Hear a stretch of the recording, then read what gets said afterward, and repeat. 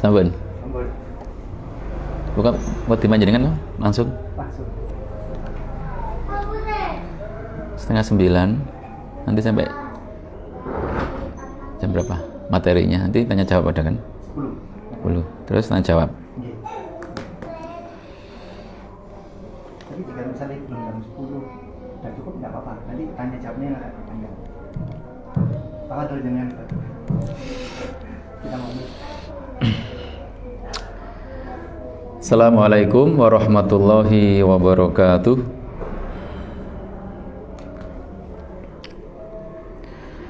Bismillahirrahmanirrahim. Alhamdulillahi rabbil alamin. Wabihi nasta'inu ala umurid dunya waddin. Wa nusalli wa nusallim ala nabiyyina wa rasulina Muhammadin wa ala alihi wa ashabihi wa man tabi'ahum bi ihsan ila yaumiddin. Qala Allah Ta'ala, a'udzu billahi minasyaitonir rajim. La in syakartum la azidannakum wa la in kafartum inna adzabi lasyadid. Wa qala Rasulullah Muhammad sallallahu alaihi wasallam, talabul ilmi faridatun ala kulli muslimin. Allahumma salli wa sallim wa barik ala nabiyyina Muhammadin wa ala alihi wa ashabihi wa man tabi'ahum bi ihsan ila yaumiddin. Allahumma inna nas'aluka ilman nafi'ah wa rizqan thayyiban wa amalan mutaqabbalah. Allahumma anfa'na bima 'allamtana wa 'allimna ma yanfa'una wa zidna ilma. Allahumma amin ya rabbal alamin. Dumateng sedaya ummahat wa akhawati fillah rahimakunallah. Ibu-ibu ingkang kula hormati ugi akhawati fillah, khususipun ugi dumateng keluarga besar Eyang Nur dan kita semuanya, mudah-mudahan terus mendapatkan rahmat dan hidayah Allah. Allahumma Amin ya rabbal alamin. Alhamdulillah alladzi bi ni'matihi tatimmus sholihat.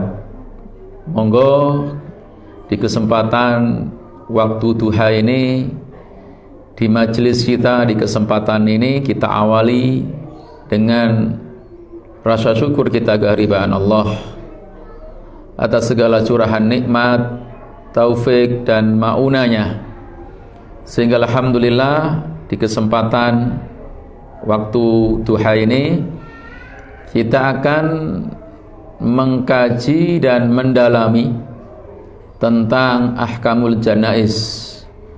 Khususnya tema yang diangkat oleh panitia adalah tidak cukup praktek antunnah, juga harus paham fikih dan adab perawatan jenazah. Maka mudah-mudahan apa yang nanti akan kita bicarakan semakin memahamkan jenengan semua dan semakin menambah ilmu kita semua, yang mana di antara jenengan semua sampun praktek. Tinggal kita hanya menguatkan dan mendalami pembahasan kita ini, sehingga apa yang ada di kitab jenengan, di modul jenengan yang jenengan punya, kita tidak akan jauh-jauh dari pembahasan ini, tapi nanti bisa ada tambahan, ya. Dan nanti insya Allah jika ada yang ditanyakan, ya sumonggo, karena kadang memang ada perlu tanya jawab, biar apa-apa yang kita belum paham bisa kita pahami, dan apa-apa yang masih kita subhat, ya bisa kita urai, ya subhat tersebut. Ala kulli hal, kita bersyukur kepada Allah di kesempatan ini kita dipertemukan di tempat ini, yang biasanya kita ngaji tentang wasiat untuk para wanita, ya, nasihatil nisa, tapi khusus di kesempatan ini kita akan melanjutkan seperti yang jenengan sudah sampun praktekkan di pertemuan berikutnya tentang perawatan jenazah. Salawat dan salam mudah-mudahan terus tersampaikan dan tercurahkan kepada Nabi kita Muhammad sallallahu alaihi wasallam, keluarganya, sahabatnya, beserta kaum muslimin yang terus mengamalkan dan menyebarkan sunnah-sunnahnya. Ummahat wa akhawati fillah, di kesempatan ini kita akan fokus di 2 poin saja, yaitu poin ketika ada orang yang meninggal kemudian mandikan dan mengkafani insyaallah. Untuk poin yang awal, tatkala kita mengetahui ada orang yang sakarat, kita awali dari sini, karena setiap saya jenengan mau tidak mau, suka apa enggak suka, pasti akan mendapatkan kematian.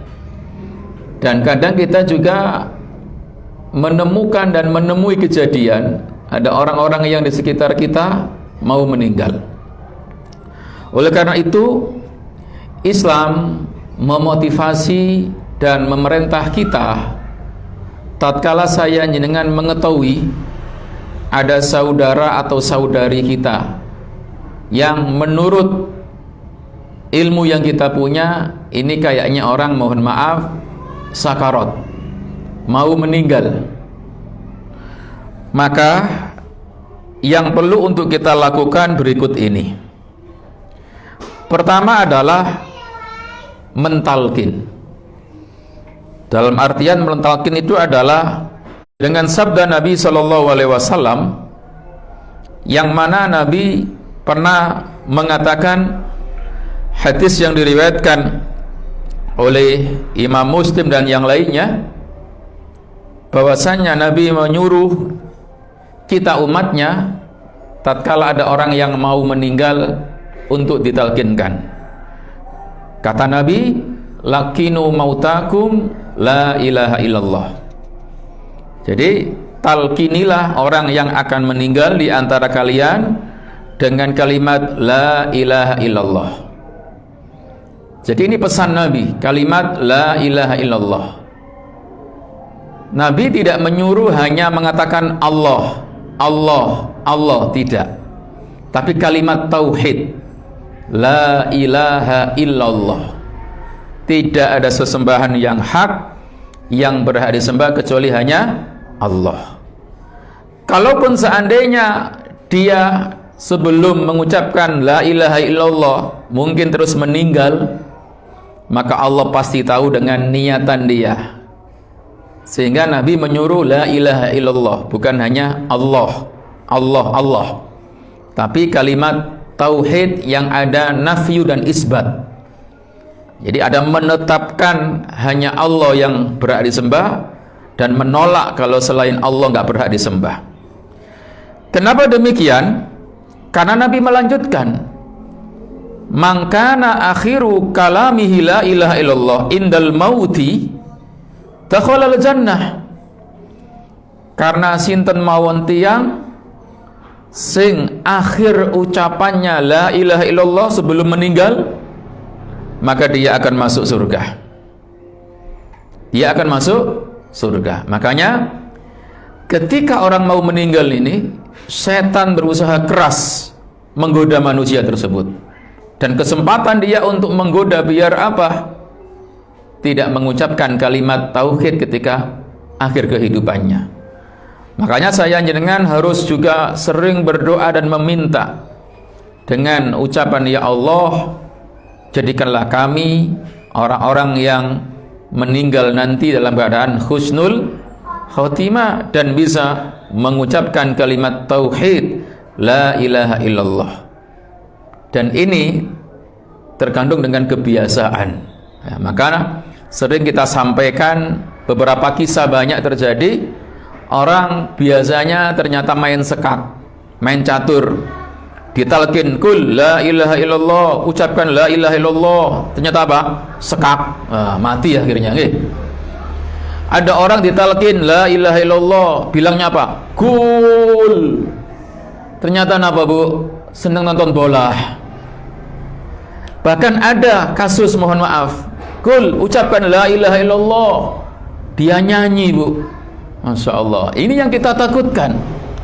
Akhir kehidupan bukan dengan kalimat tauhid, tapi dengan kalimat-kalimat yang lain. Na'udzubillahi min dzalik. Lah ini kita berharap seperti itu. Lah kalaupun kita menjumpai ada orang-orang yang sakarat misalkan, monggo kita berusaha untuk melakukan hal tersebut. Kenapa? Karena man mata wa huwa ya'lam annahu la ilaha illallah dakhalal jannah, kata Nabi. Siapa yang meninggal dunia dan dia mengetahui, meyakini bahwasanya tidak ada sesembahan yang hak yang berhak diibadahkan oleh Allah Subhanahu wa taala. Saya ulang, ucapan ini bukan hanya kita ucapkan di telinganya, bukan hanya kita ingin memperdengarkan, tapi kita ingin agar dia menirukan kita. Itunya talqin. Kayak jenengan ngaji taksin itu loh. Pertama ustadznya yang ngajari, ustadzanya yang membaca, baru jenengan yang ngikuti. Seperti itu talqin. Jadi tujuannya supaya si mayit ini menirukan apa yang diucapkan orang yang hidup tadi. Itu poin yang pertama, okay? Jadi kita berusaha seperti itu. Kenapa demikian? Karena ini diantara kunci keselamatan, kunci kebahagiaan. Kisahnya adalah tatkala Nabi SAW misal menjenguk anak muda Yahudi yang sakit. Jadi anak Yahudi yang sakit ini kan sering membantu Nabi. Waktu itu sakit, terus Nabi suruh masuk Islam dengan mengatakan la ilaha illallah. Yang awalnya dia apa? Melihat bapaknya. Maka bapaknya bilang ikuti Abul Qasim, ikuti Nabi Muhammad itu. Akhirnya dia mengikuti. Maka setelah itu Nabi bilang apa? Alhamdulillah alladzi anqadhahu minan nar. Segala puji hanya milik Allah yang menyelamatkan dia dari api neraka. Karena dia bisa masuk Islam dan menetapi kalimat tauhid. Ini poin yang pertama. Poin yang kedua yang ingin saya sampaikan sebelum di kitab jenengan memejamkan mata bagi si mayit tadi, apa itu? Kalau sudah kita talqin misalkan Maka kalau dia sudah mengucapkan itu, jangan dibisiki yang lain lagi, jangan diajak bicara lagi. Jadi biarkan ucapan itu ucapan yang terakhir. Jadi misalkan, Mbak, tirokno aku Mbak yo, la ilaha illallah. Dia menirukan la ilaha illallah pun. Kalau seperti ini pun diajak bicara sudah. Ya apa kabar? Yuk sehat atau yuk? Oh cuma pun sampai nggih. Jadi setelah membacakan kalimat tauhid tadi pun diajak bicara yang lain. Biar ini akhir apa? Akhir ucapan yang dia ucapkan di dunia. Sakit dipahami ibu-ibu nggih? Insyaallah. Pun sing nomor kali, tatkala si mayit tadi sampun sedo, maka janganlah kita mengucapkan kata-kata kecuali yang baik. Ngapunten, meskipun jenazah ini pernah ngerasani jenengan, halo, pernah utang sampean nggak bayar, halo, mungkin buatan, mungkin nggih, tahu nyilih sandal nggak balik, misalkan. Maka tatkala yang seperti itu, di saat itu jangan kita berbicara kecuali yang baik-baik, karena malaikat mengamini ucapan kita. Bisa dipahami nggih? Rasulullah Muhammad sallallahu alaihi wasallam pernah berkata, hadis dari Ummu Salamah, "Idza hadartumul marido awil mayyitah." Idza nalikane, gitu nggih, tatkala hadartum, kalian menghadiri, kalian menjenguk al-marido, tiang sing sakit, awil mayyita, utawi tiang sing sampun sedo atau akan meninggal dunia, fakulu khairah, maka ucapkanlah kata-kata yang baik.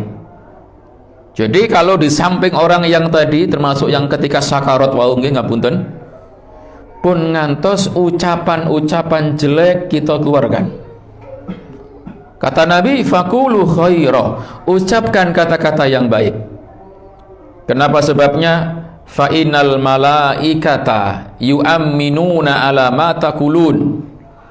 Karena sesungguhnya para malaikat akan mengamini apa yang kalian ucapkan. Hadis rawahu Muslim dari Ummu Salamah radhiyallahu anha. Jadi ucapan yang kita ucapkan hendaknya ucapan apa Bu? Sing sae. Nggih sing sae. Pun sing awon-awon. Niki jamaah yang dimuliakan oleh Allah Subhanahu wa taala. Lah, Ustaz, kok ternyata pun sedo niki? Nah, kalau memang benar-benar sampun meninggal, qadarullah, misalkan ngapunten seperti terjadi di Abu Salamah, kok matanya ndangak nggih, karena memang ruh itu kalau dicabut diikuti oleh mata. Makanya mencabutnya ruh kan dari misalkan dari bawah menuju ke atas. Makanya kadang kemudian apa? Matanya terbelalak. Maka kita memejamkan kedua matanya. Seperti di kitab jenengan poin kedua itu. Ini karena berdasarkan dengan hadis dari Ummu Salamah. Yaitu waktu itu Nabi SAW masuk menjenguk suami saya, namanya Abu Salamah. Waqad syaqqa basaruhu, dan waktu itu mohon maaf keadaan suami saya, mohon maaf matanya itu melihat ke atas, masih terbuka karena mengikuti ruh yang diangkat itu. Fa agmadahu, maka Nabi SAW berusaha untuk apa? Memejamkannya. Ingat, kalau memang matanya terbelalak, kalau mboten nggih mboten usah. Terus Nabi mengatakan, ini alasannya, innar ruha idza qubidha tabi'ahul basar. Sesungguhnya ruh itu apabila dicabut diikuti oleh pandangan mata. Nah, makanya kadang terbelalak. Jangan dianggap ini mati su'ul khotimah loh Bu, mboten. Jadi tabiatnya seperti itu, ngikuti ruh yang diangkat. Abu Salamah ini orang baik, tidak menunjukkan kalau orang mati terbelalak itu mati jelek, mboten. Karena ruh itu kalau diangkat, dicabut, diikuti apa? Pandangan mata. Ini jamaah. Maka kemudian waktu itu di zamannya Nabi ini keluarganya Abu Salamah rame. Oh, kok gini ya? Kok Abu Salamah mati dengan terbelalak ya? Sampai ribut. Maka apa kata Nabi? Nah, ini poin yang ingin saya sampaikan lagi juga. Sebelum mayatnya meninggal sakarat tadi, kita nggak boleh perkataan yang jelek-jelek. Saat sudah meninggal pun nggak boleh kita ngomong yang jelek-jelek. Kata Nabi, la tad'u ala anfusikum illa bi khairin fa innal malaikata yu'minuna ala ma taqulun. Di saat ada jenazah yang kita datangi, maka janganlah kita mengucapkan sesuatu termasuk untuk diri kita sendiri kecuali yang baik-baik, karena malaikat mengaminkan itu. Ngapunten. Makanya kalau jenengan takziah kok mayatnya masih ada di rumah tadi, maka kalau bisa ngomongnya sing napa Bu? Sing zai-zai. Nah, kemudian kalau bisa, ini yang perlu untuk dihafal ini. Di modul jenengan nggak ada ini. Tatkala kita melihat ada mayat yang seperti tadi, kita mendekat Bu, kita doakan. Jadi tatkala kita takziah dan mayitnya masih di rumah, kita dekati, kita doakan. Boleh nanti ada pembahasan dicium, dibuka kainnya boleh. Tapi poin ini dulu, kita doakan. Sebelum nanti kita mendoakan dalam apa? Sholat jenazah. Bagaimana doanya? Sebagaimana doa Nabi SAW kepada Abu Salamah. Memang perlu untuk diapal nggih. Apa itu doanya? Contoh begini. Beliau tatkala tadi memejamkan mata Abu Salamah sambil Nabi mengatakan, Allahumma ghfir li Abi Salamah. Ya Allah, ampunilah dosa Abu Salamah ini. Nah, kalau namanya ibu-ibu, Allahumma ghfir li Zainab, ya kan, jenenge Zainab soalnya nggih. Allahumma ghfir Ummu Muhammad. Minimal ini Bu, minim. Jadi kita datang sebelum nyolati nanti, minimal kita mendekat ke mayit sambil apa tadi? Mendoakan. Kalau inginnya lebih lengkap, monggo. Warfa darajatahu fil mahdiyin. Ya Allah, angkat derajatnya. Siapa? Abu Salamah ini. Ya. Bagaimana itu? Ya, ke tingkat orang-orang yang mendapatkan petunjuk. Jadi angkat derajatnya ya Allah. Kemudian wahlufhu fi akibihi fil ghabirin. Ya Allah, berikanlah ganti untuk keluarganya yang lebih baik dari Abu Salamah ini. Waghfir lana walahu ya rabbal alamin. Ya Allah, ampuni dosa kami dan dosa dia, wahai Rabb semesta alam. Wafsah lahu fi qabrih. Ya Allah, luaskanlah kuburnya. Wa nawwir lahu fihi, dan berikan cahaya di dalam kuburnya. Halo, ibu-ibu sampun hafal nggih? Oh, dereng nggih. Masya Allah, tawaduk semua nggih. Napa memang dereng semerap? Nah, jadi sebelum dimandikan, tadi saya bilang ketika sudah meninggal, kita dekati, kita pejamkan matanya sambil kita doakan ini. Allahumma ghfir li Ummu Muhammad. Ya Allah, warfa darajataha fil mahdiyin, wahlufha fi akibiha fil ghabirin, waghfir lana walaha ya rabbal alamin, wafsah laha fi qabriha wa nawwil laha fiyah. Jadi ini doa tatkala ada orang yang baru meninggal. Ya, tentu ini kalau bisa mendekat kita, ya, sambil melihat keadaannya, kondisinya. Dan yang paling penting, nanti juga kita bahas sedikit. Pas Anda melihat kondisi tubuhnya, seandainya ada yang aib, mohon maaf, jangan disebarkan aibnya. Makanya nanti tukang yang memandikan jenazah ini harus orang yang amanah, karena bisa menemukan aib-aib di tubuh jenazah tersebut. Nggak boleh kemudian aib-aibnya yang jelek diapakan? Diceritakan. Kecuali yang tanda-tanda kebaikan, maka boleh. Oh, dia kemarin saya mandikan tersenyum, boleh. Untuk mungkin busro ya, biar orang-orang niru kenapa dia tersenyum ketika meninggal, dan seterusnya. Pun, jadi ini jamaah yang dimuliakan oleh Allah Subhanahu wa taala. Setelah itu, sebagaimana di kitab jenengan ada ya, dilemaskan seluruh persendiannya, betul, sebelum kaku. Jadi setelah betul-betul meninggal, dilemaskan persendiannya. Tujuannya apa? Biar nanti mudah ketika memandikannya.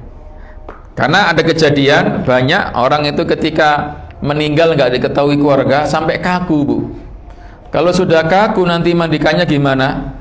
Agak repot. Ya, repot. Ini jamaah yang dimuliakan oleh Allah Subhanahu wa taala. Kemudian namanya persendihan ya, tangan, kaki, pokoknya persendihan. Terus ditutup ya, sebagaimana hadis Aisyah. Jadi menutup seluruh jasad dengan kain. Kata Aisyah, anna Rasulullah sallallahu alaihi wasallam hina tuwfiya suciya bi burdin hibaratin. Bahwasanya Nabi alaihi salatu wasallam ketika beliau meninggal, beliau ditutup dengan kain hibarah. Kain hibarah itu adalah kain yang bergaris hitam putih yang terbuat dari bahan katun, tapi motifnya yang paling banyak putih. Kayak mungkin jenengan zaman dulu selimut itu lah, Bu.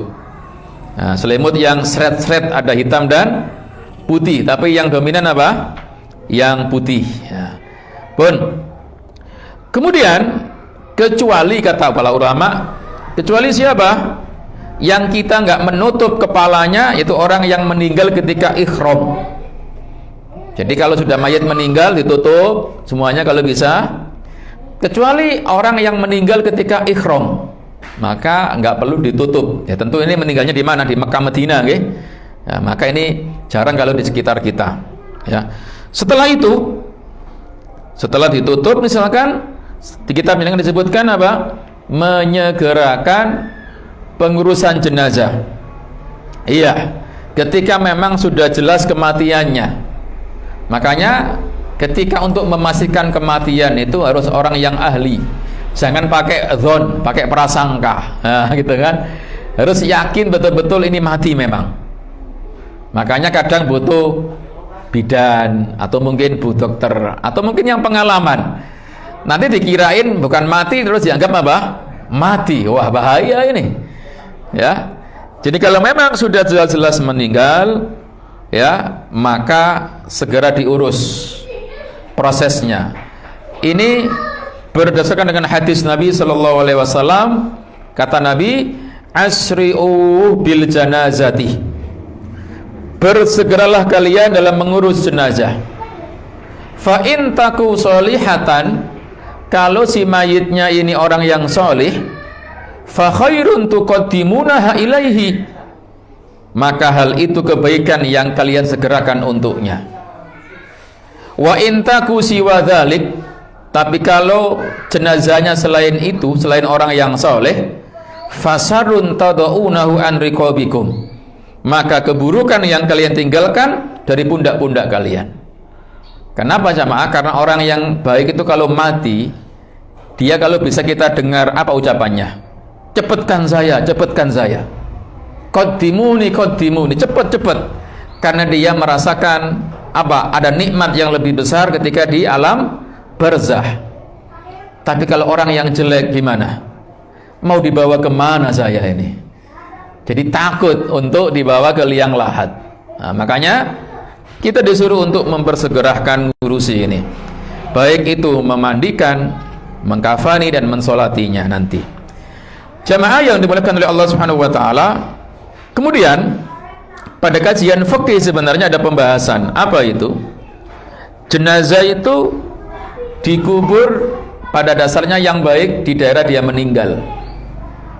Pada dasarnya, tapi ya boleh kalau dibawa ke kampung halamannya, apalagi dia berwasiat, mungkin pulang kampung, orangnya orang Madiun misalkan, di Pandaan hanya sementara, atau mungkin punya rumah di Pandaan tapi dia berwasiat, nanti kalau saya mati pulang kampung aja ya, misalkan gitu. Maka kalau sudah wasiat seperti itu, monggo, ya, monggo, tidak mengapa, ya, seperti itu. Wallahu alam bissawab. Ya, meskipun ada beberapa dalil yang menunjukkan yang baik itu memang di tempat dia meninggal. Nah, tentu ini berbeda dengan kebiasaan orang Indonesia, ya. Orang Indonesia itu biasanya di mana? Kampung halaman. Nah, gitu ya. Wallahu alam bissawab, tapi boleh. Ya, tapi boleh, ya. Wallahu alam bissawab. Kemudian, ya, yang selanjutnya di kitab jenengan berusaha untuk apa? Segera melunasi hutangnya dan menunaikan wasiatnya.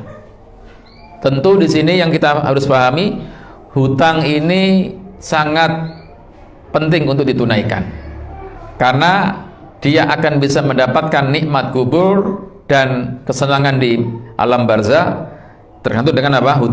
Hutangnya. Sampai Nabi pernah nggak mau nyolati orang yang punya hutang, saking bahayanya punya hutang. Apalagi utang niat nggak bayar. Nah, ini nanti bisa terancam jadi pencuri di sisi Allah. Siapa orang yang berhutang niat nggak bayar, dihukumi apa? Sarikon, kayak pencuri nanti. Jangan melihat besarnya. Sampai pernah kita sampaikan, 1 tali sandal, 2 tali sandal kalau mengambil bukan haknya, nanti bisa jadi bahan api neraka. Bagaimana kalau mencurinya sak mangga, ya? Nah, sak kebo mangga misalkan, atau mungkin helm yang reganya 300.000 misalkan. Subhanallah, ini bahaya mencuri ini. Lah, hutang yang tidak ada niat bayar dihukumi pencuri di akhirat nanti. Lah, tatkala membayar hutang diambilkan dari harta si mayit. Harta si mayit, ya. Makanya si mayit ini ketika meninggal, sebelum dibagi kepada ahli waris hartanya, maka hendaknya dipotong hutangnya dulu. Jangan sampai ahli waris rebutan hartanya padahal si mayit punya hutang banyak. Naudzubillahi min dzalik. Nah, pun ada kisah jamaah, saya singkat saja. Ada seorang laki-laki meninggal dunia di zaman Nabi, terus dimandikan, terus dikafani, terus dikasih minyak wangi, terus diletakkan di hadapan Nabi. Maka apa yang terjadi? Nabi, ini loh ada orang yang mati, tolong jenengan sholati. Subhanallah, Nabi kemudian bertanya, la'alla ala sahibikum dainan, ya, bisa jadi dia ini punya hutang. Dikatakan, na'am Nabi, dinaron, dia punya hutang 2 dinar. 1 dinar itu, Bu, sekitar 4,25 gram emas. Itu 1 dinar. Coba 4,25 gram emas berapa berarti? Kalau emas 1 gram 1 juta berarti berapa? 4.250 kali 2, 8,5 juta utangnya, ya. Maka Nabi apa? Nabi mundur, Bu. Nabi bilang apa? Shollu ala sahibikum, kalian saja yang nyolati teman kalian ini. Nabi nggak nyolati. Tiba-tiba kemudian Abu Qatadah berdiri bilang, Nabi, saya yang nanggung hutangnya 8,5 juta, Bu. Masya Allah. Akhirnya Nabi pun ikut menyolati. Inilah bahaya hutang, ya. Makanya kita seandainya punya orang tua yang meninggal, jangan kupu rebutan warisan, tapi berusahalah untuk apa? Makanya kadang Pak Mudin bilang sebelum diberangkatkan ke mana? Kuburan, bapak-bapak, ibu-ibu, kalau seandainya jenengan pernah ngutangi si mayit, tolong hubungan sama keluarga, ya. Itu bagus untuk mengingatkan. Cuma kadang yang seperti ini digunakan kesempatan orang-orang yang tanggung jawab. Ada kisah nyata ini. Ada orang Indonesia meninggal di Malaysia. Qadarullah, lama meninggal, dibawa ke Indonesia. Tiba-tiba dapat 3 tahun, ada orang Indonesia ngaku-ngaku temannya si mayit tadi dan mengatakan, Mas Peaniki meninggal di Malaysia kan? Iya, iku koncoku pian. Tahu utang aku iki. Tahu utang aku, saurono saiki. Oh, kadang seperti itu kadang. Nah, makanya dalam Islam itu hutang itu perlu ditulis, cari saksi. ayat yang terpanjang adalah ayat di surat Al-Baqarah, masalah apa? Hutang. Ayat berapa, Bu? Halo? 282. Hampir satu halaman. Sampai cek. Satu halaman masalah hutang. Karena begitu pentingnya untuk kita perhatian. Ya, tentu penting ini bukan untuk disenangi loh, nggih. Artinya ini hal yang sangat membahayakan kalau kita nggak membayarnya. Ya, 282 lihat, satu halaman penuh tentang masalah apa? Hutang. Bon. Kemudian wasiatnya harus diapakan? Ditunaikan. Karena melaksanakan wasiat itu apa? Wajib. Ya. Tapi ingat, wasiat yang baik. Bagaimana kalau wasiat yang maksiat? Nak, aku kalau mati nak, ya, engko duwe tuwakno khomer nak. Kekno wong-wong sak kampung nak. Jangan nggih ngapunten. Tuwakno minum-minuman keras dumen sak kampung. Wajib ditunaikan? Mboten. Jadi menunaikan wasiatnya yang baik. Makanya kalau ada orang tua wasiat, nak, mak tahun depan nggak sampai Idul Adha meninggal nak, kurban nak ya. Nah, ini wasiat berarti, maka harus ditunaikan. Kurban untuk siapa? Orang tua. Jadi wajib ditunaikan. Nabi SAW menyuruh kita untuk yang seperti ini, ya. Wallahu a'lam bisawab, ya. Wallahu a'lam bisawab. Jadi intinya wasiatnya yang baik atau yang mubah. Tapi kalau wasiatnya yang maksiat tidak diperkenankan untuk ditunaikan. Wallahu a'lam bishawab. Baik, kemudian yang selanjutnya, ketika orang itu sudah meninggal dan sudah ditutup dengan kain, maka kita datang agak terlambat misalkan, terus membuka penutup wajah jenazah dan menciumnya, itu boleh. Jadi setelah ditutup dengan kain tadi, terus dengan buka, dengan cium, terus dengan doakan, boleh tidak? Boleh. Bahkan menangis boleh, tapi menangis yang biasa, sedih, bukan menangis yang meratap-ratap, meraung-raung, jerit-jerit, jambak-jambak, bukan. Tapi menangis karena sedih. Mungkin karena teman jenengan waktu kuliah sering ngutangi sampean biyen, ya. Sering kalau pagi diberikan sarapan apa? Sego pecel, jangan. Eling masa lalu terus dia sekarang meninggal. Ya Allah, koncoku biyen ini. Tanpa terasa jenengan menangis, maka enggak apa-apa. Karena Nabi sendiri pernah menangis. Ya. Bahkan Nabi SAW ketika Ibrahim anaknya yang kecil meninggal, beliau menangis. Sampai Abdurrahman ibni Auf berkata, "Nabi, kok Anda menangis?" Iya. Ini tangisan rahmat, ini tangisan kasih sayang.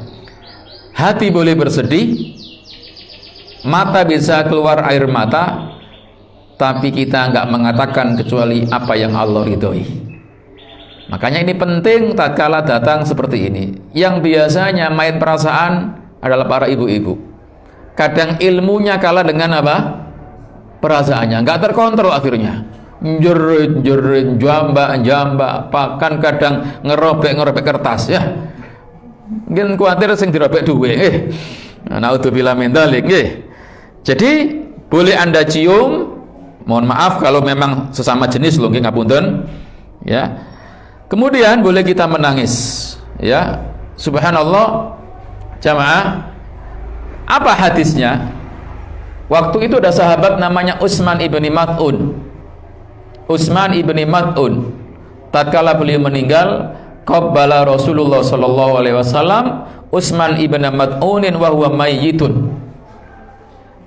Nabi pernah mencium Utsman bin Maz'un ketika dia meninggal. Faka'anni anzuru ila dumu'ihi tasilu ala khaddaihi. Dan aku melihat air mata Nabi menetes pada kedua pipinya. Jadi Nabi merasa sedih.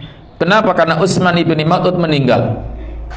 Subhanallah. Jadi tangisan yang seperti ini tidak mengapa.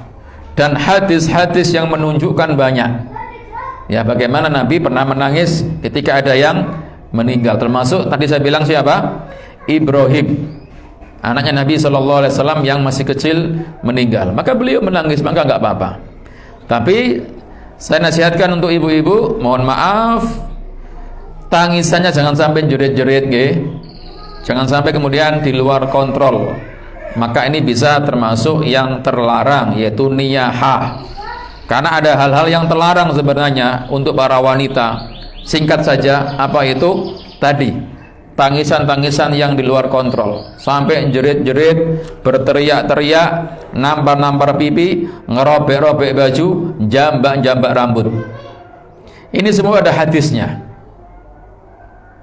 Ustadz, bagaimana dengan katanya ada hadis innal mayyita yu'adzabu bi ba'di bukai ahli alaihi? Sesungguhnya jenazah itu akan diazab karena tangisan keluarganya terhadap dirinya. Betul? Lah, ini dalam artian apa? Dalam artian kalau jenazah ini masih hidup, bilang sama yang masih hidup, "Hei, anak-anakku, nanti kalau saya meninggal tangisan sing get yo." Nah, ini berpesan seperti itu. Maka inilah yang berbahaya. Tapi kalau hanya sebatas tangisan biasa tanpa dia berwasiat, tidak ngefek dengan si mayitnya. Tapi kalau si mayit masih hidup berpesan, bahkan nyewa orang yang mau nangis, ya, nanti kalau saya meninggal sampai ambil 10 orang untuk nangis semua, ya, bayaran, jangan. Inilah yang bisa terazab gara-gara tangisan yang tadi. Tapi kalau hanya sekedar nangis biasa dari pihak keluarganya, maka tidak mengapa. Nabi mengancam, laisa minna man darabal khudud wa saqal juyub wa da'a bid'awal jahiliyah. Bukan termasuk golongan kami, kata Nabi, orang ketika dia tertimpa musibah mukul-mukul pipi, robek-robek baju, dan meraung-raung dengan tangisan jeritan jahiliyah. Aku ambil sopo dek kamu mati. Jadi seolah-olah apa enggak terima takdir. Pun insya Allah ini jenengan semua faham. Jadi boleh membuka kainnya, boleh kita menciumnya, ya, dan boleh kita kemudian juga istirja. Istirja itu ya inna lillahi wa inna ilaihi rajiun, Allahumma ajurni fi musibati wa ahlif li khairan minha. Jadi itu kita ucapkan setelah tadi kita juga mendoakan siapa? Si mayitnya. Jadi yang penting itu mendoakan juga. Jangan sampai kita hanya ngelombok-ngelombok nggak mendoakan. Makanya penting untuk melatih kesabaran. Karena kematian, kehilangan harta, kelaparan pasti akan menimpa manusia di dunia. Karena ad-dunya ya darul bala. Dunia ini tempatnya ujian. Contohnya apa? Ya karena kita di dunia ya sakit gigi, sakit pilek, termasuk apa? Kematian. Kalau di surga nggak ada sudah sakit gigi, dan seterusnya. Makanya kadang Allah ingatkan surat Al-Baqarah, coba dilihat singkat saja 155. Apa kata Allah? A'udzubillahi minasyaitonirrajim. Wala nabluwannakum bisyai'im minal khaufi wal ju'i wa naqsim minal amwali wal anfusi was samarat wa basiris sabirin.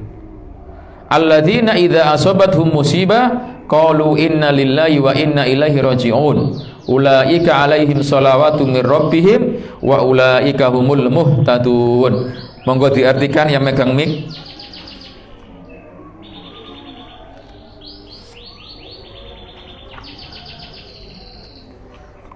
Sampun kepanggih untuk mengingatkan saja.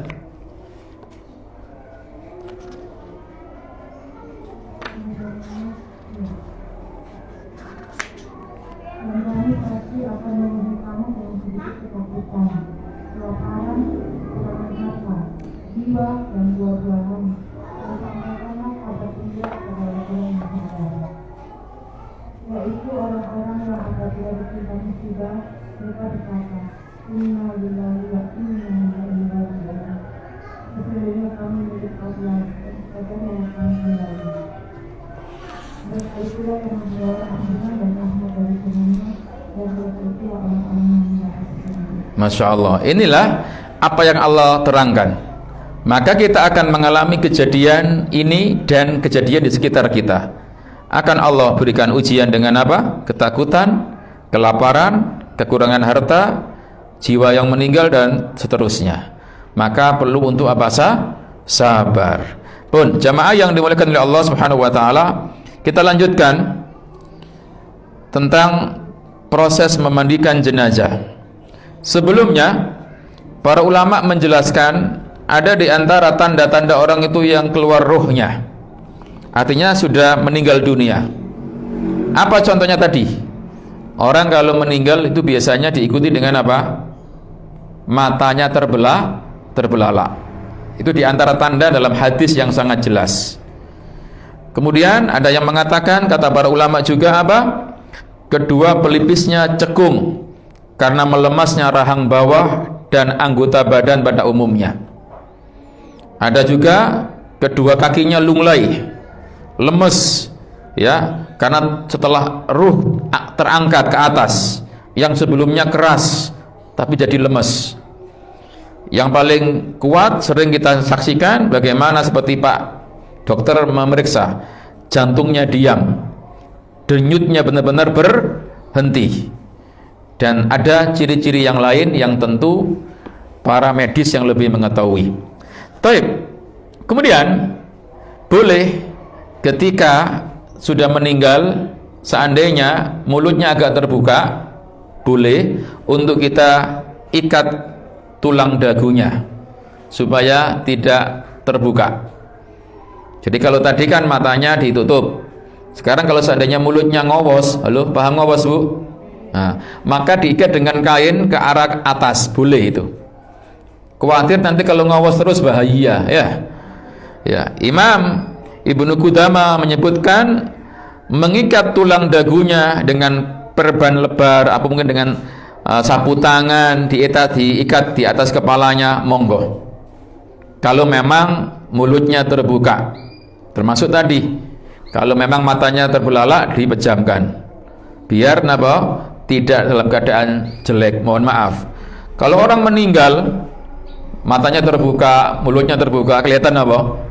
Jelek kan, menyeramkan juga. Wallahu a'lam bishawab. Di bahasan kitab jenengan disebutkan tentang siapakah orang-orang yang melepas sebelum memandikan. Jadi jangan sampai, mohon maaf ini sering istri, itu khusus. Tapi itu pun nanti ada bahasan sendiri kalau memandikan. Saya berikan contoh.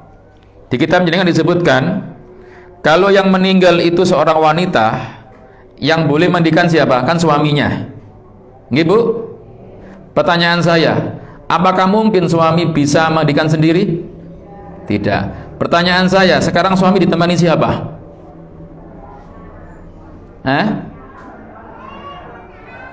Ditemani siapa suami? Mahramnya siapa?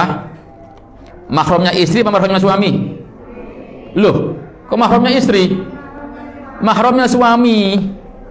Jadi saudari perempuannya suami. Kenapa demikian? Karena dengan suami tadi mahram. Tapi kalau dengan saudari mayit perempuan dengan suami bukan? Bisa dipahami Ibu? Saya balik sekarang. Yang meninggal perempuan, yang mandikan suami, sudah kan? Sekarang dibalik. Suami meninggal, misalkan ngapunten, misal yang mandikan jenengan. Halo. Jenengan ditemani siapa? Mahramnya jenengan. Berarti saudara laki-laki jenengan, ya, bukan saudaranya siapa? Suami. Ini perlu dipahami biar nggak rancu. Sing bahaya. Ini bahaya ini. Kadang yang mandikan orang-orang perempuan sudah betul. Tiba-tiba wong lanang nyelonong. Lah ini kan. Makanya perlu ada tim khusus yang di luar. Nah, biar apa? Nyegat. Nggak boleh laki-laki. Meskipun masih dewe. Meskipun bapaknya dewe, ngapunten. Jangan. Jadi bapak, kakak, kemudian ayahnya, anaknya, baru kerabatnya yang paling dekat, laki-laki semua. Jika jenazah perempuan, maka yang diberi wasiat para perempuan. Makanya Nabi ketika anaknya meninggal, siapa yang memandikan? Ummu Atiyah, karena yang lebih pengalaman waktu itu. kemudian ibunya, anak perempuannya dan kerabatnya. Suaminya boleh dengan syarat tadi. Suami boleh tapi nggak boleh ditemani wanita yang lain, harus mahramnya suami. Nah, ini penting ya, makanya kadang suami ini nggak ikut-ikut. Kenapa? Golek mahrami angel, nah gitu nggih. Sehingga diserahkan para orang, 3-4 orang cukup sebenarnya. Karena kalau semakin banyak semakin apa? Ribet. Nah, wallahu alam bissawab. Kemudian jamaah yang dimuliakan oleh Allah Subhanahu wa taala, di kitab jenengan disebutkan sebelum dimandikan selayaknya, mungkin jenengan sudah praktek, mayat itu agak didudukkan naik dikit ke atas punggungnya dan ditekan perutnya. Ya, karena mungkin bisa jadi ada sisa-sisa apa? Kotoran. Ya, ditekan dengan lemah lembut, bukan dengan kayak tukang pijet ya. Tapi lemah lembut. Kalau seandainya ada kotoran yang keluar bisa keluar. Nah, ini jamaah. Kemudian berusaha apa? Ya. Ketika memang sudah siap dimandikan, setelah tadi sudah dibuka pakaiannya, maka pakaiannya tadi kalau memang masih bagus boleh disedekahkan. Kalau sulit mungkin membukanya boleh digunting. Jadi ala kulli hal pakaian yang masih bagus bisa disedekahkan. Tidak harus dikubur dengan jenazahnya. Ya, tidak harus dikubur dengan jenazahnya karena mungkin pakaian bisa bermanfaat untuk orang lain. Ya, mungkin kalau ibu-ibu pas pakai jubah, kan eman jubahnya beli di Malaysia soalnya nggih. Disedekahkan monggo, ya. Itu biar manfaat. Selama dipakai terus mengalir pahala untuk siapa? Si mayit, ya. Ini jamaah. Dan bagi kita yang mau mandikan ibu-ibu, bersemangatlah. Karena hadis Nabi sallallahu alaihi wasallam menyebutkan, "Man ghassala musliman fakatama alaihi ghafarallahu